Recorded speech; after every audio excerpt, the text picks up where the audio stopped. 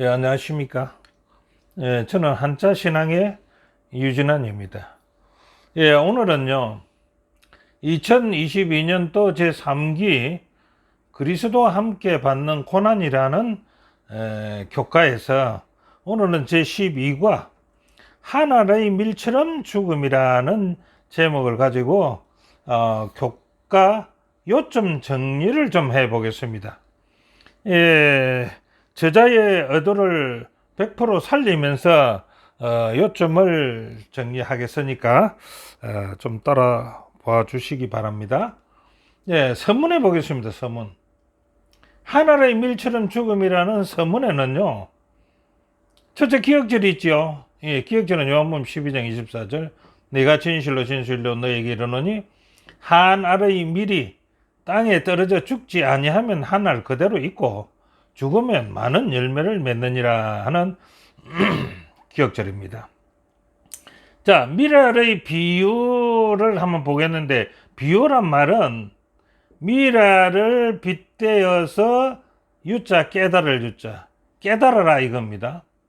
미랄로 말미암아서 우리가 깨달아야 될 것을 비유라 이렇게 합니다. 그래, 미랄의 비유의 적용 대상이 누군가요? 적용 대상이. 지금 이 말씀은 예수님께서 하신 말씀인데 그 미랄에 대한 적용의 대상이 있을 거 아닙니까? 예, 대상을 보면은 첫째가 예수님 자신입니다. 두 번째가요, 우리에게 주는 교훈이라 이겁니다. 그래서 이 미랄을 갖다가 우리에게 주는 교훈을 우리는 어떻게 받아들여야 될 것인지 공부를 하면서 좀 생각해 보시기 바랍니다. 첫째, 미랄이라는 것은요, 땅에 떨어질 것입니다. 땅에 떨어지지 않고서는 미랄 하나 그대로만 있다는 겁니다. 그런데 미랄이 땅에 떨어지게 됩니다. 그러면 떨어지게 되는데 그 미랄이 자기의 떨어질 곳을 선택할 수가 있습니까? 아, 나는 돌짝밭이 좋다. 나는 풀밭이 좋다. 나는 가시밭이 좋다. 나는 옥토가 좋다. 이렇게 선정할 수가 없다는 겁니다. 예, 우리를 이 미랄의 비율을 적용시킨 다음에 우리도 어디에 떨어질 것인지 우리는 선택할 그런 여지가 있는 것은 아닙니다. 두 번째는요, 그 미랄은 기다린다는 겁니다. 예, 떨어지면은 어디에 떨어지든 간에 그 떨어진 장소에서 자기의 조건이 올 때까지 기다린다는 겁니다. 그 미랄은 조건을 기다린다. 예, 우리도 마찬가지죠. 자, 셋째는요, 그 미랄은 죽는다. 자, 그 미랄은 자기의 행체를 완전히 모습을 변해버립니다. 예, 자기 자신의 포기입니다. 자아를 포기하는 겁니다. 그 미랄은. 그래서 네 번째는 다시 살아난다 이겁니다. 자기를 포기했을 때 다시 살아난다. 그 결과는 마가복음 4장 20절에 나오는 말씀처럼 30배나 60배나 100배의 결실을 거둘 수 있는 미랄의 비유의 그 미랄의 자체입니다. 자, 이번 주 학습 포인트를 보면요, 우리를 위한 하나님의 뜻이 최선이라는 것을 알면서도 그것을 받아들이기 어려운 이유는 무엇인가라고 묻습니다. 여기서 제가 잠깐 언급한다면요, 하나님의 뜻이 무엇인가? 하나님의 뜻. 이거는 저는 그렇게 생각합니다. 사망에서 생명으로. 우리가 죽을 수 있는 사망에만 처해 있었지 않습니까? 그런데 우리를 생명으로 인도하는 것이 하나님의 뜻이라는 겁니다. 그런데 그것을 우리가 받아들이기 어려운 이유는요, 이 하나님의 뜻을 사망에서 생명으로 옮겨지려고 하니까 우리가 앞에서 배웠던 것이 시련이 따르는데 그 시련은 복종과 희생이 되어야 된다 이겁니다. 이러한 이유가 있기 때문에 우리는 하나님의 뜻을 받아들이기 힘들다고 하는 이유입니다. 두 번째는요, 그리스도께서는 우리를 위해 어떤 복종의 모본을 남겨주셨는가 이겁니다. 어떤 복종의 모본입니까? 여기서 대충 우리 한번 본다면요, 자아 포기와 섬김과 십자가의 죽음입니다. 이것이 우리의 모본 아닙니까? 교과에 들어가서 이제 다시 살펴보겠습니다만은, 세 번째는요, 하늘의 미래에 관한 비유가 그대의 삶에 어떻게 적용되는가, 우리에게 잘 적용이 되는지 안 되는지 모르지만 우리의 적용이 되게 한다면은 먼저 나의 불선택권, 끝까지 기다리는 것, 자아 포기, 이것을 우리의 삶에 적용을 시켜야 되리라고 봅니다. 네 번째는요, 어떻게 행동해야 한다는 것을 알면서도 하기 힘든 일에는 어떤 것들이 있을까요? 이는 각자에게 한번 물어보는 겁니다. 각자가 대답해 주시기 바랍니다. 그 다음에요, 첫째 날, 하늘의 밀처럼 죽음이라는 겁니다. 그 첫째 날은 섬김을 위한 복종이라는 것입니다. 섬김을 위한 복종. 그 섬김을 위한 복종이라는 제목에 예수님을 선정했습니다. 왜냐 그러면 예수님이 섬김의 모본이시라는 겁니다. 섬김의 모본이신 예수님은 섬김을 잘 하기 위해서 자기 권리를 포기하는 데서부터 시작이 되었다는 겁니다. 그것이 우리 성경 빌립보 2장 6절, 7절, 8절에 있는 말씀 아닙니까? 그런 근본이 하나님의 본체였습니다. 그러나 하나님과 동등됨을 취할 것으로 여기지 아니했습니다. 오히려 자기를 비워서 종의 행체를 가지고 사람들과 같이 됐습니다. 그래서 사람의 모양으로 나타나서 자기를 낮추시고 죽기까지 복종했는데 어디까지냐? 십자가에 죽으심까지 했다 이겁니다.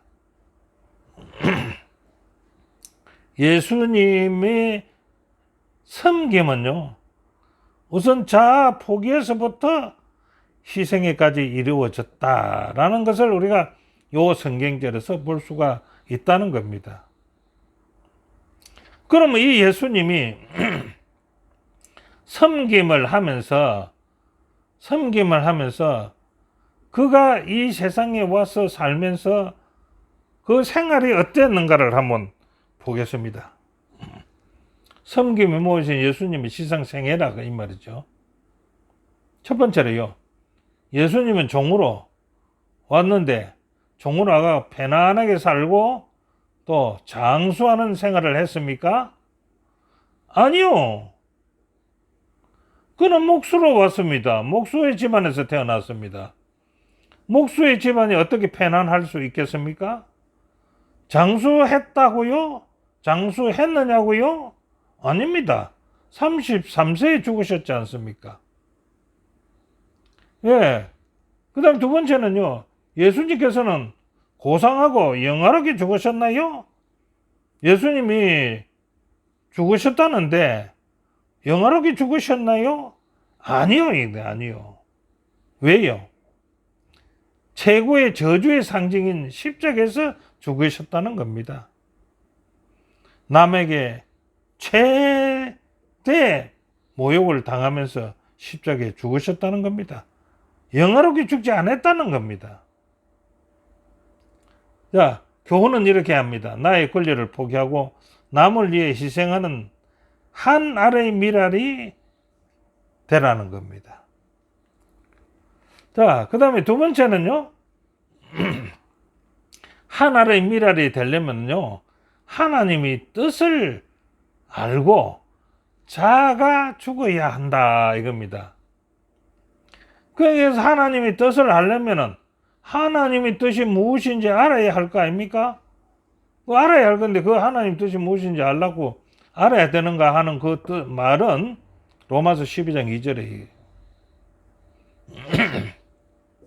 하나님이 선하시고 기뻐하시고 온전한 뜻이 무엇인지 분별하도록 우리에게 분별하도록 해라라는 겁니다. 사도 바울은요. 그럼 하나님의 뜻이 무엇입니까? 하나님의 뜻은요, 예수님을 보면은 하나님의 뜻을 알 수가 있다 이겁니다. 빌립보 2장 6절 8절에 있는 말씀이죠. 앞에서 봤듯이 그는 근본 하나님의 본체십니다. 하나님과 동등됨을 취할 것으로 여기지 않았습니다. 오히려 자기를 비워서 종의 행체를 가지고 사람들과 같이 되었습니다. 그래서 죽기까지 복종하였습니다. 그런데 그 죽음이 십자가의 죽음이었다 이겁니다. 그러면 우리가 하나님의 뜻을 알려면 어떻게 해야 할까요? 우리가 하나님의 뜻을 알아야 된다는 겁니다. 자, 우리가 하나님의 뜻을 알려면 어떻게 해야 할까요? 로마서 12장 1절 2절에 있는 말씀입니다. 우리를 향한 하나님의 자비하심을 내가 올바로 깨달는다면은 하나님의 뜻을 알 수가 있다 이겁니다. 두 번째는요, 우리 자신을 하나님께 거룩한 산 제물로 드린다면은 하나님의 뜻을 분명하게 알 것입니다. 세 번째는요, 우리의 마음이 새롭게 된다면, 예수님의 마음과 같이 새롭게 된다면은 하나님의 뜻을 우리는 이해하고 알 수가 있을 것이다 이겁니다. 그래서 교훈은 이렇게 말합니다. 우리가 하나님의 뜻을 알려면은 먼저 뭐부터 하라고요? 자아가 죽어야 하고, 자아를 죽이는 방법은 어떻게 하면 되는가? 십자가 사랑을 잘 이해한다면은 하나님의 뜻을 이해할 수가 있고 자아를 죽일 수가 있을 것이라고 저자는 말하고 있다고 봅니다. 자, 셋째 날요. 하나의 미랄이 되려면 듣고자 하는 마음이 있어야 된다. 하나의 미랄이 되고자 한다면은 듣고자 하는 마음, 하나님의 말씀을 듣고자 하는 마음이 있어야 된다 이거죠. 이 얘기는 여기 이제 사무엘을 갖다가 한번 본을 보이는데요. 사무엘이 이스라엘을 위한 미랄이 된 동기는 잘났을까요? 아닙니다. 하나님 말씀을 듣고자 하는 마음이 있었기 때문에 그는 이스라엘의 하나의 미랄이 되었다 이겁니다. 그래서 이 저자는 성경에 있는 것을 한번 예를 들었는데 듣는 자와 듣지 않는 자의 차이점을 딱 드러냈습니다. 그게 누굽니까? 엘리의 두 아들, 한 가족입니다. 두 아들. 그 다음에 사무엘입니다. 엘리와 엘리의 두 아들은 어떤 행태입니까? 엘리는 이스라엘의 제사장이었습니다. 제사장이고 두 아들은 그 엘리의 제사장의 뒷일을 다 봐줬던 아들이었습니다. 그런데 두 아들은 제사를 드릴 때 어떻게 했을까요? 그 제물에 대해서, 거룩한 제물에 대해서 이들은 손을 댔던 겁니다. 안 해야 될 일을 했는 겁니다. 엘리가 그 소문을 들었습니다. 두 아들을 불러놓고 나무랍니다. 그러나 이 두 아들은 듣지 않았습니다. 자, 엘리는 그 두 아들로 말미암아서 어떻게 됩니까? 홈리와 비나하스는 전쟁에 나가서 한날 한시에 죽었습니다. 이 소식을 들은 엘리도 죽었습니다. 자, 그런데 사무엘은 어떻습니까? 사무엘은 사무엘상 3장 10절에 보면 이렇게 나옵니다. 여호와께서 임하여 전과 같이 사무엘아 부르시는지라. 사무엘이 이르되 말씀하옵소서. 주의 종이 듣겠나이다. 주의 종이 듣겠나이다. 듣고자 하는 마음이 사무엘을 만들었던 것입니다. 자, 우리는요, 성령의 음성에 관한 설교자 찰스 스탠리라는 설교자는 그렇게 증언을 합니다.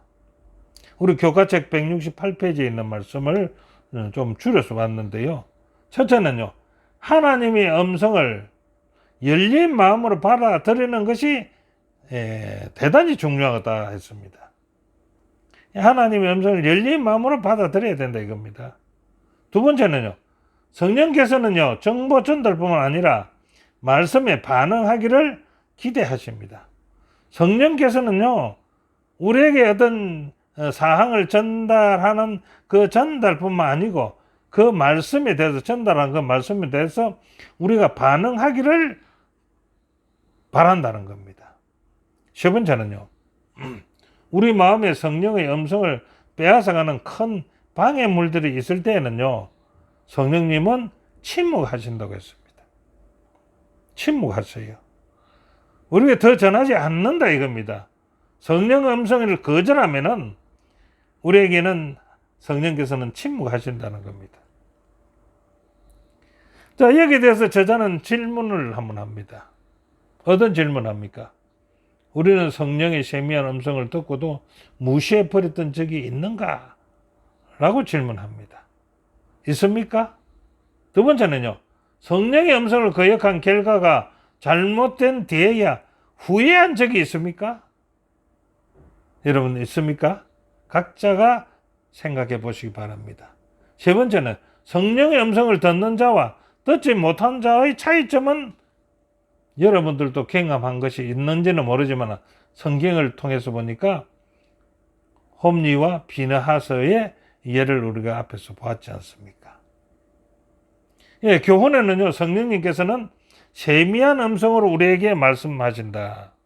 그러므로 우리에게는 사무엘처럼 열린 마음으로 하나님의 음성을 들으려고 하는 자세가 꼭 필요합니다.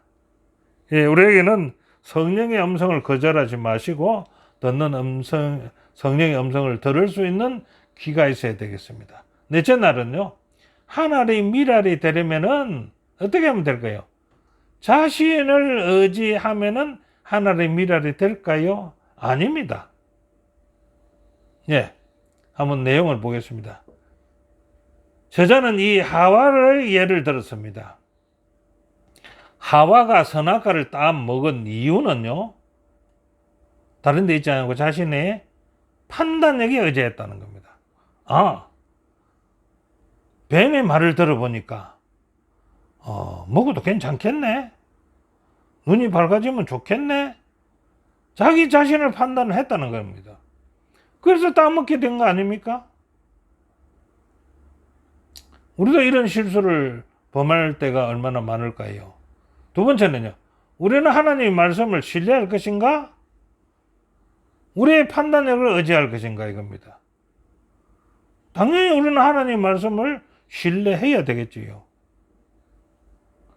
예, 자신의 판단에 의지하여 패망한 사울을 또 하나 예를 들었네요. 예, 사울의 예를 한번 보겠습니다. 사울은 어떻게 합니까? 이 사항은요, 사울이 이스라엘의 초대 왕이지 않습니까? 그런데 초대 왕이었는데 블레셋 군대와 전쟁이 한번 일어납니다.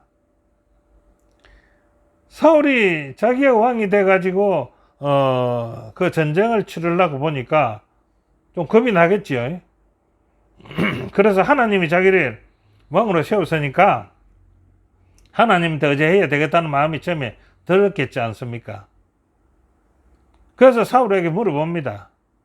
올라가라고 합니다. 싸우러 가라고 합니다. 그래서 사무엘을 요청합니다. 당신도 같이 가자고. 그러니까 사무엘이 이렇게 말합니다. 나는 7일 뒤에 가겠다. 그래서 사울이 이제 올라갔습니다.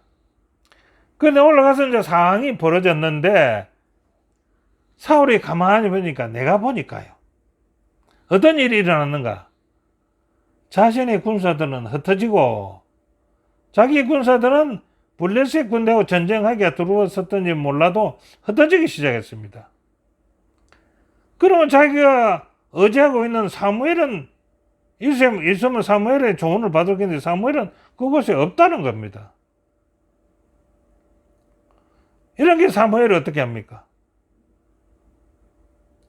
사무엘은 이렇게 이제 말을 내뱉습니다. 이 상황이 전제가 되고 나니까 이제 그 보는 것에서 말하는 것으로 이제 전제가 바뀝니다. 자, 사무엘은 그럽니다. 그는 블레셋 사람들이 나를 치러 길갈로 내려오겠거늘 하면 이거는 현재 상황이 아니고 미래 상황입니다. 오겠거늘 내일 올지 모레 올지 모르지 않습니까? 그런데 내려오겠거늘 했는데 어떻게 생각합니까? 이것을 갖다가 내려오겠거늘 해놔놓고서는 그 느낌은 달랐다는 겁니다. 그래서 사울은 말하는 것에서 느낌으로 가는데, 느낌으로 간 것이 지금 상황이 벌어지지 않는 상황에 이제 사무엘을 기다리지를 못하고 판단하기를 내가 판단해 보니 내가 하나님께 번제를 드려야겠다고 느꼈다는 겁니다. 예, 그 번제를 드리는 거는요, 선지자, 제사장이나 선지자 외에는 드릴 수가 없는 겁니다. 그런데 자기가 왕이라 해가지고 자기가 드리는 느낌으로 그래 했다는 겁니다. 자, 이것을 볼 때 우리는 보고 말하고 느끼면은 행동으로 옮겨지는데 보고 말하는 것을 주의해야 된다. 그래서 그 느낌이, 그 판단이 자신을 의지하는 것이면 안 된다 이겁니다. 자, 교훈을 보겠습니다. 많은 사람들이 중요한 순간에 하나님을 의뢰하는 대신 자신의 판단을 의지하는 경향이 많이 있다. 우리는 눈에 보이는 대로 판단하지 말고 말씀에 따라서 판단해야 한다라고 저자는 얘기하고 있습니다. 자, 여기서 제가 조언을 좀 한다면은 우리는 영의 눈을 보고 영의 귀로 듣고 영의 마음으로 판단하면은 이런 오류는 범하지 않으리라고 봅니다. 자, 목요일 5째 날입니다. 대체물들은 뭐 어떤 것이 있었는지 한번 보겠습니다. 우리의 닥치는 문제 해결은 어떤 방법으로 해결할까? 대체물로 해결할까? 아니면 하나님께 전적으로 의지해서 해결할까? 이게겠지요. 자, 첫 번째, 내게 닥친 문제에 대해 하나님의 계시가 필요한 순간이 있을 겁니다. 그때 우리는 어떻게 해야 됩니까? 대체물로 써야 됩니까? 하나님의 섭리를 기다려야 됩니까? 근데 우리는 인간의 논리나 과거의 경험을 의지해서 이 문제를 해결한다 이겁니다. 그 다음에 두 번째는 내게 닥친 문제에 대해서 하나님의 해결책이 필요한 순간이 있을 것입니다. 다 그런 순간은 있죠. 하나님이 해결해 주면 좋겠다. 그리고 하나님의 해결책은 무엇인가? 해결책을 이제 하나님의 해결책을 우리는 생각할 때가 많이 있을 겁니다. 우리는 마음으로부터 문제를 차단해 버린다. 이때에 우리가 아예 하나님의 해결책보다는 그냥 뭐 닫아버려. 이거는 하나님께 이걸 가지고 뭐 해결을 기다릴 필요가 있겠나? 닫아버려. 그래 덮어버린다는 겁니다. 그 다음에 세 번째는요, 내게 닥친 문제에 대해서 하나님께 교통이 필요한 순간이 있지 않습니까? 그때는 어떻게 할까요? 우리는 현실로부터 도피함으로 하나님을 피해버려요. 자, 깊이 한번 생각해 볼 여지가 있다라고 봅니다. 그러면 대체물에 대한 성경의 교훈은 어떤 것이 있습니까? 대체물에 대한 성경의 교훈은요, 스가랴서에 있는 사건을 얘기했네요. 이 뭐냐 그러면은 이스라엘 백성들이 바벨론으로 포로가 잡혀갔습니다. 여러분 잘 아시죠? 포로를 잡혔는데 1차, 2차, 3차로 갔는데 1차에 우리가 잘 아는 다윗과 그의 친구들 이렇게 다 잡혀갔습니다. 그때 잡혀간 사람이 스룹바벨도 잡혀갔습니다. 거기서 70년을 있다가 이제는 해방이 됩니다. 너희들은 다 자기의 나라로 돌아가라. 그래서 너희들이 섬기는 하나님의 성전이 황폐되어 있으니까 그것을 좀 중건해라. 라는 영이 내려서 이제 스룹바벨을 해서 많은 사람들이 이스라엘을 돌아옵니다. 황폐된 하나님의 성전을 봅니다. 그래서 그 황폐된 성전을 중건하기 위해서 힘써 노력을 하는데 그 성전을 중건하는 데에도 방해물이 생겼다 이겁니다. 그게 살고 있던, 그런 게 예루살렘에 살고 있던, 포로로 잡혀가지 아니고 예루살렘에 살고 있던 그 백성들이 스룹바벨에게 와가지고 그 하나님 성전 중건하는데 우리도 좀 끼어다오. 스룹바벨이 그걸 거절합니다. 거절하는 이유는 뭐 맞는데 그건 놔두고요. 거절하니까 이들이 하나님 성전 중건하는 것을 방해를 하는 겁니다. 그래서 엄청 힘든 방해를 받아가지고 스룹바벨이 좌절하는 경향이 생기게 됩니다. 이때 스가랴서에 나온 말씀이 4장 6절에 나온 말씀이 그겁니다. 만군의 여기서 말씀하시되 이는 힘으로 되지 아니한다. 그리고 능으로도 되지 아니하고 오직 하나님 나의 신으로 된다라고 스룹바벨에게 말씀해 주는 겁니다. 우리는 대체물이 없다는 겁니다. 교훈을 보겠습니다. 때때로 우리가 극심한 반대에 직면하게 될 때 그것은 소중한 연단의 기회라고 생각하라 이겁니다. 우리에게도 어떤 간에 스룹바벨이 당했던 것 같이 극심한 반대에 직면하게 됩니다. 그때 우리는 어떻게 하라고요? 이것은 나에게 주어지는 연단의 기회로구나. 그래서 내 연단을 위해서 이 극심한 반대가 왔으니까 어떻게 해요? 참고 기다려야 되는 거 아닙니까? 대체물을 이용하면 안 된다 이겁니다. 끝까지 하나님의 능력을 신뢰해야 한다라고 교훈은 말하고 있습니다. 자, 여섯째 날을 총론을 한번 해본다면요. 하나의 미랄이 되려면은 먼저 모본이신 예수님의 모본을 보고 그 다음에 우리가 이제 따라야 되겠지요. 자, 예수님의 하나의 미랄이 된 모본은 이렇습니다. 앞에서 많이 읽어봤지요. 그는 그러면 하나님 본체신 하나님과 동등됨을 취할 것으로 여기지 아니하시고 자기를 비워서 종의 행체를 가지사 사람들과 같이 되셨습니다. 그리고 죽기까지 복종했습니다. 그 죽은 것이 십자가였습니다.